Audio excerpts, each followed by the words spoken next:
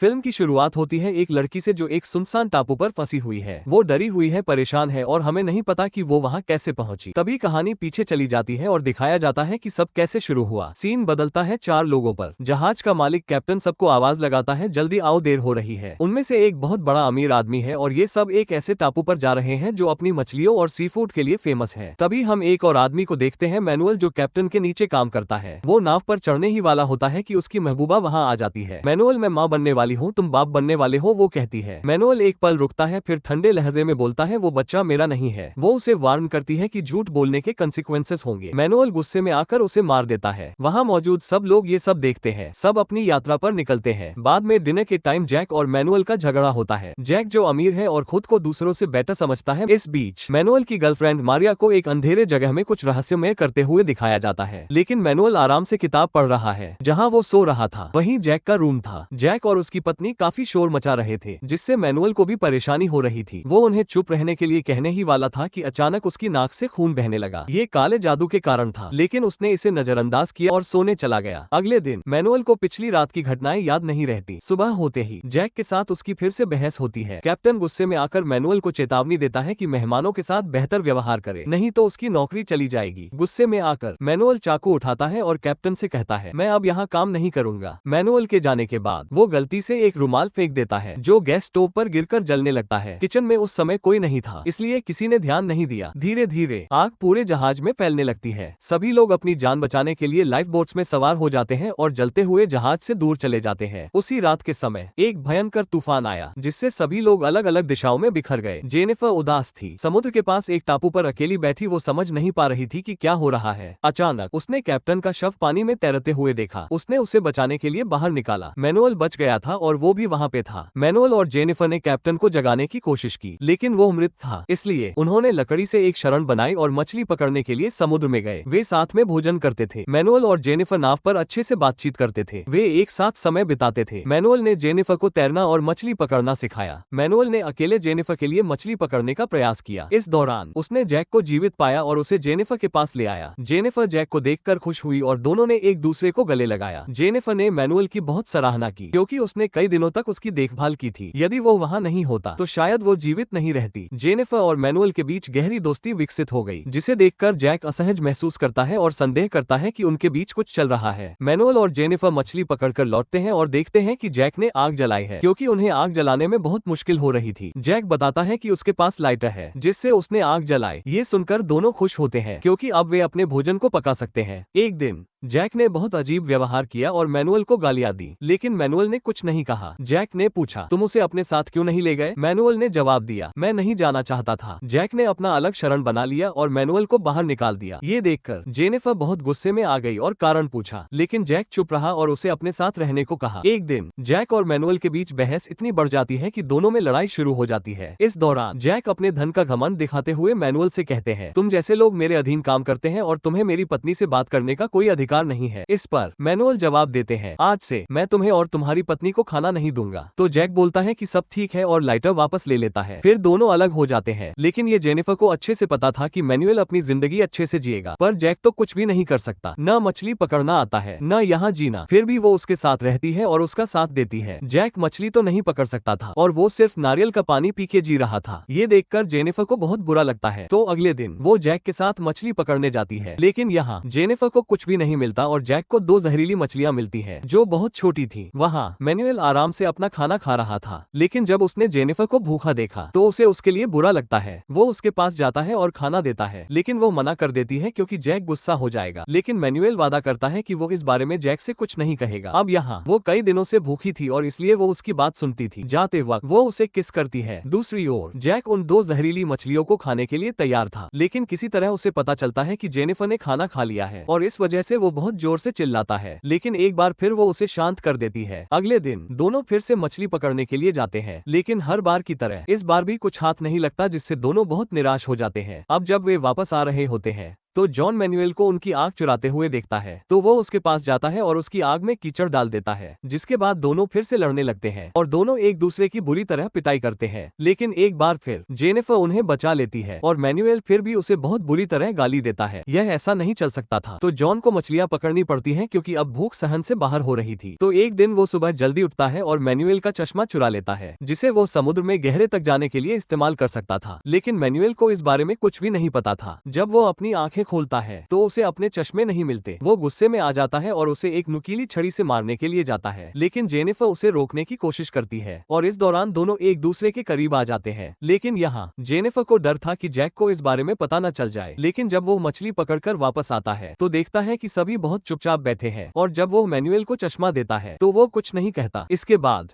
Jack को शक होता है कि शायद मैनुएल और उसकी पत्नी के बीच कुछ हुआ हो, और जब उसने जेनिफर से पूछा तो उसने उसे सब कुछ बता दिया। ये जानकर वो उसे बहुत जोर से गालियां देता है और यहाँ तक कि उसके बालों को पकड़कर उसे घर से बाहर निकाल देता है। मैनुएल ये सब देख रहा था तो उसे बहुत बुरा लगता है। वो जेनिफर के पास जाता है और उसकी देखभाल करता है। इसके बाद समय बीतता है और 5 महीने निकल जाते हैं। इस दौरान उन्होंने अपनी जरूरत की सारी चीजें जुटा ली थी। दूसरी ओर जैक ने भी कुछ कौशल सीख लिया था और उसने खुद चश्मे बना लिए थे, जिनका वो समुद्र में मछलियां पकड़ने के लिए इस्तेमाल करता था। एक दिन जब जैक मछली पकड़ने जाता है तभी उसकी नजर पानी में पड़ी एक नाव पर पड़ती है। वो उसे बाहर लाता है और जब मैनुएल इसे देखता है तो वह भी उसकी मदद करने जाता है, क्योंकि उनके पास यहाँ से बाहर जाने का सिर्फ एक ही रास्ता था। लेकिन जैक किसी भी हाल में मैनुएल की मदद नहीं लेना चाहता था। अब जेनिफर उसके पास जाती है, लेकिन उसने उसे भी जाने को कह दिया। वो धीरे धीरे उस नाव को ठीक करना शुरू करता है ताकि वो यहाँ से बाहर जा सके, और दोनों इसे देख रहे थे। तभी जेनिफर कहती है कि हमें उस नाव से यहाँ से भाग जाना चाहिए और जैक को पता भी नहीं चलेगा। लेकिन मैनुएल कहता है ये कैसे मुमकिन है, वो हमेशा उस नाव के पास ही रहता है। लेकिन जैक ये सारी बातें पेड़ के पीछे से सुन रहा था और उसे उनके पूरे प्लान की खबर मिल जाती है। अगले दिन जब वो देखता है कि मैनुएल ने एक बड़ी मछली पकड़ी है, वह भी समुद्र में जाता है। इस दौरान वे नाव चुराने में सफल हो जाते हैं और नाव पर सवार हो जाते हैं। हालांकि वे ज्यादा दूर नहीं जा पाते और नाव डूबने लगती है, और वे ये समझ जाते हैं कि जैक का पूरा प्लान यही था कि वे नाव लेकर डूब जाएं। वे मजबूर होकर वापस द्वीप की ओर तैरकर आते हैं, जहां जैक उन पर हमला कर देता है और अब थके हुए मैनुएल को एक भाले से हमला करके जेनिफर को किडनैप कर लेता है। मैनुएल रात में उसे बचा लेता है। अगले दिन जैक मैनुएल और जेनिफर को एक पेड़ की शाखा पर देख लेता। वो मैनुएल पर एक भाला फेंकता है, जिससे मैनुएल गिर पड़ता है। जेनिफर जैक को मैनुएल को चोट पहुंचाने से रोकती है, लेकिन मैनुएल गलती से जैक के भाले पर लुढ़क कर चुपचाप छुप जाता है। इसी बीच मारिया एक वुडू अनुष्ठान करती है। 1 साल बाद एक परिवार एक नाव पर जेनिफर को द्वीप पर पाता है। वो मैनुएल की मौत के बारे में दुखी है, लेकिन जैक का जिक्र नहीं करती। वो उनके साथ चली जाती है और जैक को पीछे छोड़ देती है। वो उसे पुकारता है, लेकिन वो उसे नजरअंदाज करती है और इस तरह उसके कर्मों का बदला लेती है। जैक द्वीप पर अकेला रह जाता है और उसके साथ क्या होता है ये साफ नहीं होता। धन्यवाद देखने के लिए।